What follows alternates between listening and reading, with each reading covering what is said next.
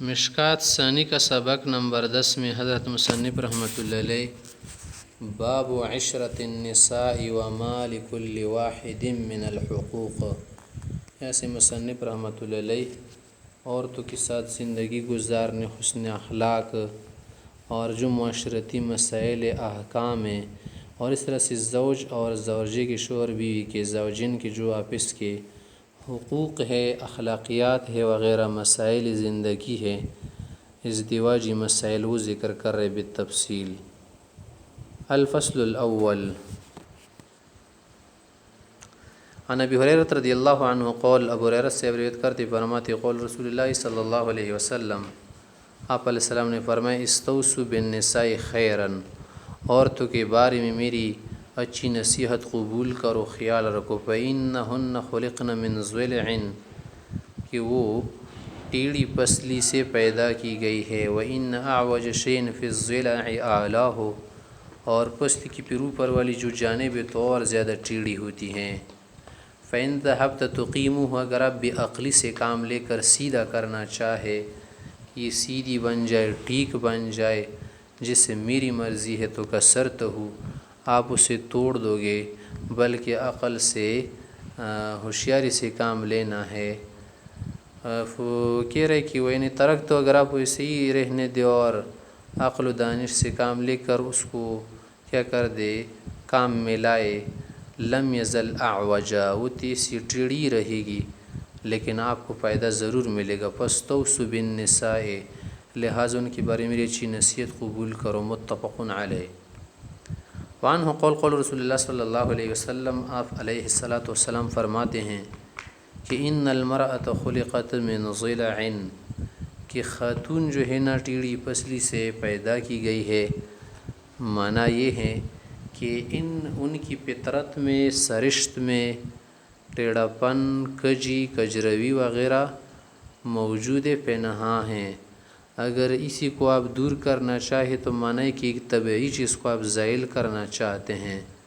کسی بھی طبعی چیز کو زائل کرنا ممکن نہیں ہے، ہاں بہت ساری کوششوں کے ساتھ اگر کسی چیز کو مائل کرنا چاہے تو امالہ تو ممکن ہے، ازالہ ممکن نہیں ہے۔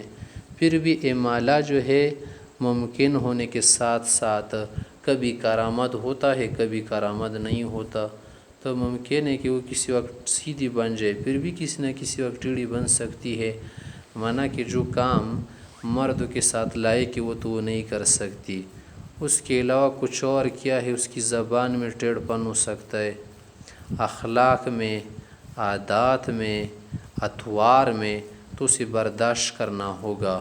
لن تستقیم لک علی طریقۃ، ایسی مکمل سیدھی نہیں بن سکتی۔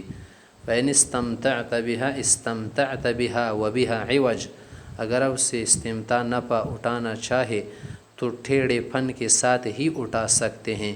کتنی ہی ایسی چیزیں ہیں جو ٹیڑھی ہے پھر بھی ہمیں پیدا دیتی ہیں۔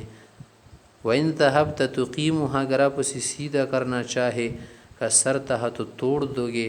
توڑ دینے کا مقصد یہ ہے کہ رشتہ ازدواج ختم ہو جائے گا، کہ آپ اسے کہے کہ 100% سیدھی بنو، بس جو مجھے چاہیے، تو کہہ دے کہ جاؤ اپنے لیے کسی اور کو ایسی ڈھونڈو جو 100% صحیح ہوا، کسرہا طلاقہا، اور توڑ دینا کیا ہے، اس کا طلاق دینا ہے۔ رواہ مسلم۔ پیغمبر علیہ السلام ہمیں سمجھا رہے ہیں کہ دیکھیں دنیا کی زندگی گزارنے کے لیے بس صرف جذبات سے کام نہیں لینا ہوتا، اپنی خواہشات اور اپنی دلی مرضی سے بہت سارے کام نہیں چلتے، اگر چلتے تو پھر ہمیں ایسی تکلیف کیا ہوتی، اسی لیے تو ہمیں تکلیفوں کا اٹھانا پڑتا ہے کہ بہت سارے کام جو ہیں ہمارے مزاج کے موافق نہیں ہیں۔ تو آپ علیہ السلام اس لیے سمجھا رہے ہیں کہ اگر طبیعت کے خلاف ہو تو تمہیں برداشت کرنا ہوگا۔ انہوں قول رسول اللہ صلی اللہ علیہ وسلم، آپ علیہ الصلاۃ والسلام نے فرمایا کہ لا یفرق مؤمن مؤمنۃ، کوئی مسلمان کسی اپنی بیوی خاتون سے بغض نہ رکھے، اسے ڈرائے نہیں، اس سے نہایت نفرت نہ رکھے۔ ان کرہ منہا خلقا، اگر اس کی کوئی عادت وغیرہ اسے اچھی نہ لگے تو رضی منہا، آخر کسی اور عادت کو تو کیا کرے، پسند کرے. آخر تمام عادتیں تو ٹھیک نہیں ہو سکتی، نہ تو مکمل طور پر کوئی ٹھیک ہو سکتا ہے، نہ مکمل طور پر کیا ہو سکتا ہے، نہ ٹھیک ہو سکتا ہے. کچھ ٹھیک ہوگا، کچھ نہ ٹھیک ہوگا. تو ٹھیک کو نہ ٹھیک کے بدلے میں رکھ کر ترازو کا ایک پلڑا دوسرے سے برابر کا ہو جائے گا، برداشت ہو جائے گا. رواہ مسلم. وعنہ قول رسول اللہ صلی اللہ علیہ وسلم، آپ علیہ الصلاۃ والسلام فرما رہے ہیں کہ لولا بنو اسرائیل، اگر بن اسرائیل کام نہ کرتے نہ تو لم یخنز اللحم، گوشت نہ سڑتا. انہوں نے حرص وغیرہ لالچ تما کر کے گوشت کو رکھا تھا کہ کہیں ہمارے لیے بچ جائے، مزید کل کے لیے بن جائے، تو اس کی وجہ سے گلنا سڑنا شروع ہو گیا. آگے مزید کہہ رہے کہ ولولا حوا، اگر حوا بیوی وہ اس ممنوع چیز پر اپنے خاوند حضرت آدم کو نہ ابھارتی تو لم تخن انسا زوجہ الدہرا، کوئی بھی خاتون اپنے شوہر کے ساتھ کبھی بھی خیانت نہ کرتی. متفق علیہ. اب یہاں پر ان کی تنقیص وغیرہ مراد نہیں ہے، مطلب یہ ہے نا کہ یہ بات اب عادت جاریہ کے طور پر چلتی رہی اور جاری رہی. وعن عبداللہ بن زمعہ رضی اللہ عنہ قول رسول اللہ صلی اللہ علیہ وسلم، آپ علیہ السلام فرماتے کہ لا یجلد احدکم امرأته جلد العبد، تم میں سے کوئی شخص اپنی بیوی کو غلام کی طرح کوڑے نہ لگائے. ثم یجامع فی آخر اليوم، پھر آخری حصے میں پھر اسے جمع کرے، مانا اس سے مزاج کشائی کرے، شروع میں مزاج کیا کرے، تنگی کرے. وفی روایت یعمد احدکم، تم میں سے کوئی یہ کیسے کر سکتے کہ اس ارادے پر اٹھے یا فیجلد امرأته جلد العبد، غلام کی طرح ہمارے فلیعلہ یضاجعها فی آخر یوم، ممکن ہے کہ آخری حصے میں اس سے مجامعہ کرنا چاہے تو پھر اس کی مطاوعت نہیں کرے گی. ثم وعظهم بضحکهم من الضرطہ، پھر ان کو نصیحت فرمائی کہ اگر آواز وغیرہ نکلی کسی ایک سے تو وہ ایک دوسرے پر نہ ہنسے. فقال لما یسخب احدکم مما یفعل، جو خود کرتے اس پر وہ کسی دوسرے پر ہنس سکتا ہے. متفق علیہ. وعن عائشہ رضی اللہ تعالی عنہ قالت كنت العب بالبنات، میں ان گڑیوں کے ساتھ کھیل رہی تھی جن میں مجسمی کی طرح آنکھ وغیرہ جو اعضاء ہے صحیح طرح دکھائی نہیں دے رہے تھے.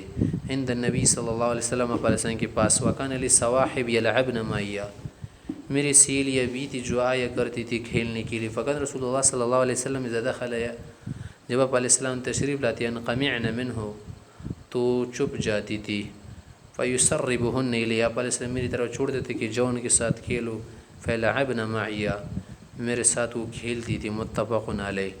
مانا کہ غیر ممنوع چیزوں اس میں بے جا پابندی اولاد وغیرہ بیوی پر لگانے سے بھی تنگی ہو جاتی ہیں. وعنہ قولت، حضرت عائشہ سے وہ فرماتی ہے کہ واللہ لقد رأیت النبی صلی اللہ علیہ وسلم یقوم علی باب حجرتی، کہ میرے پیارے نبی صلی اللہ علیہ وسلم میرے لیے حجرے کے دروازے کی جو دہلیز چوکٹ ہوتی تھی نا، وہاں پر سوراخ کی طرف کھڑے ہو کر میرے لیے کیا کرتے تھے، پردہ سا بنا کر مجھے کھیل دکھاتے تھے.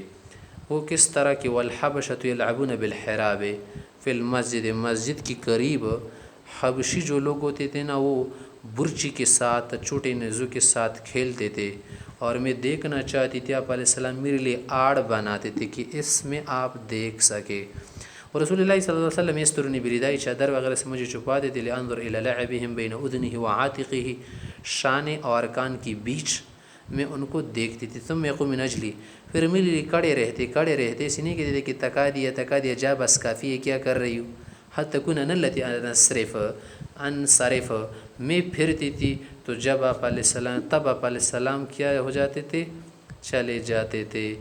تو دیکھیں فقدروا قدر الجاریۃ الحدیثۃ السن الحریص علی اللہو، تم قدر کرو، اندازہ لگاؤ پیغمبر صلی اللہ علیہ وسلم نے میرا کتنا خیال رکھا ہے. تو اسی طرح سے تم بھی ایک نو عمر لڑکی جو کیا ہو باقیرہ وغیرہ ہو، اس کی قدر و منزلت پہچانو، جس کو کھیل وغیرہ کا بھی شوق کیا ہوتا ہے، زیادہ ہوتا ہے، ان چیزوں کو زیادہ چاہتی ہیں. متفق علیہ. مانا کہ ان چیزوں میں آپ اس پر زیادہ زور تنگی لگا کر تنگ نہ کرے۔ وعنہا قالت عائشہ سے فرماتی قول رسول اللہ صلی اللہ علیہ وسلم، آپ علیہ السلام نے فرمایا انی لا اعلم اذا كنت عنی راضیہ، کیا یہ مجھے پتہ چلتا ہے کہ جب آپ مجھ سے راضی ہوتی نا، خوش ہوتی، مجھے اس کا بھی پتہ چلتا ہے۔ وَإِذَا كُنْتِ عَلَيَّ غَضْبًا، جب آپ ناراض ہوتے اس کا بھی مجھے پتہ چلتا ہے۔ فقلت، میں نے فرمایا، میں نے اس سے پوچھا کہ من أين تعرف ذلك، آپ کو اس کا کیسے پتہ چلتا ہے یا رسول اللہ؟ فقال، فرمایا إذا كنت عني راضیہ، جب مجھ سے راضی ہوتی فإنك تقولين، فإنك تقولين، آپ کہتی ہے قسم کھاتے کہ لا ورب محمد، محمد کے رب کی قسم۔ وإذا كنت علی غضبا، جب آپ ناراض ہوتی قلت، کہتی کہ لا ورب ابراہیم، ابراہیم علیہ السلام کا نام لیتی۔ قولت، کہ کہ بالکل صرف ظاہر میں آپ کا نام چھوڑ لیتی ہوں، ورنہ دلی محبت چھوڑنے کا کیسے امکان ہو سکتے؟ قلت اجلا، ایسے ہی ہے، واللہ یا رسول اللہ، ما احجر الاسمک، صرف آپ کا نام ذکراً چھوڑ لیتی ہوں، قلباً جو ہے آپ کو نہیں بھول سکتی۔ متفق علیہ۔ وعن ابی ہریرہ رضی اللہ عنہ قال قول رسول اللہ صلی اللہ علیہ وسلم، آپ علیہ السلام فرماتے ہیں کہ اذا دعا الرجل امرأة الى فراشہ، جب کوئی خاوند اپنی بیوی کو بستر وغیرہ آلات خاصہ کی طرف دعوت دفابت، اس سے انکار کرے بلا وجہ، فبات غضبان، اور شوہر اس پر ناراض ہو کر رات گزارے، لعنتها الملائکۃ حتی تصبح، صبح تک فرشتے اس پر لعنت کرتے ہیں جس دیواجہا کی وہ پورا نہیں کرتی۔ متفق علیہ۔ وفی روایت لہما قال والذی نفسی بیدہ، قسم کھاتی ہوئی فرمایا کہ ما من رجل یدعو امرأته الی فراشہ، کہ جو بھی شوہر اپنی بیوی کو دعوت دے فتاب علیہ، وہ اس کی حاجت پوری نہ کرے، الا کان الذی فی السماء ساخطا علیہا، تو آسمان والا اس سے ناراض ہو جاتے، حتی یرضى عنہا، جب تک اس کا شوہر راضی نہ ہو جائے، اس کو سکون نہ دے۔ وان اسماء رضی اللہ عنہ، اسماء سے فرماتے ان امرأة قالت یا رسول اللہ، ایک شخص نے، ایک خاتون نے پیغمبر علیہ السلام سے پوچھا کہ ان لی ذرۃ، میری ایک سوکن ہے، فهل علی جناح ان تشبعت من زوجی غیر الذی یعطینی، یہ کیا مجھے اس پر گناہ ہو سکتا ہے کہ میں خود کو سیر ہو کر دکھاؤں، اپنی سیری حاصل کروں، یعنی ایسا دکھاؤں گیا کہ مجھے بہت کچھ دے رہے، میرا شوہر تو میرا بہت خیال رکھ رہے اور اتنا نہ رکھ رہا ہو، اپنی سوکن کو جلانے کے لیے کیسا کرنا جائز؟ فقال، فرمائے کہ تو گناہ کی بات، جھوٹ ہے۔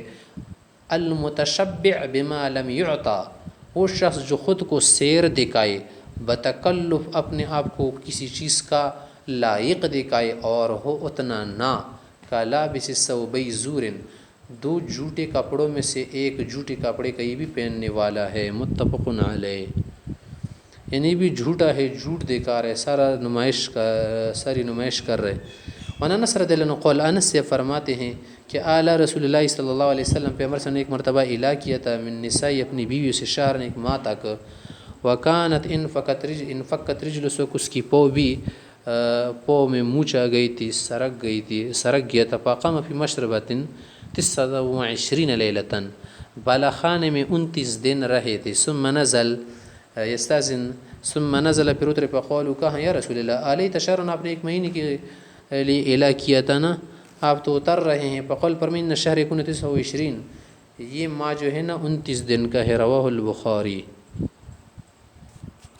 یہ جو ایلا والا واقعہ ہوا تھا کہ پیغمبر صلی اللہ علیہ وسلم نے ایلا کیا تھا، اس کا سبب ہے تو شہد والا واقعہ جو زینب رضی کے پاس آپ علیہ السلام نے پیا تھا، اور عائشہ و حفصہ رضی اللہ عنہما نے پھر اس کو کہا کہ آپ کی منہ سے مغفر کی بو آ رہی ہے، تو آپ علیہ السلام نے شہد کو حرام کر لیا تھا۔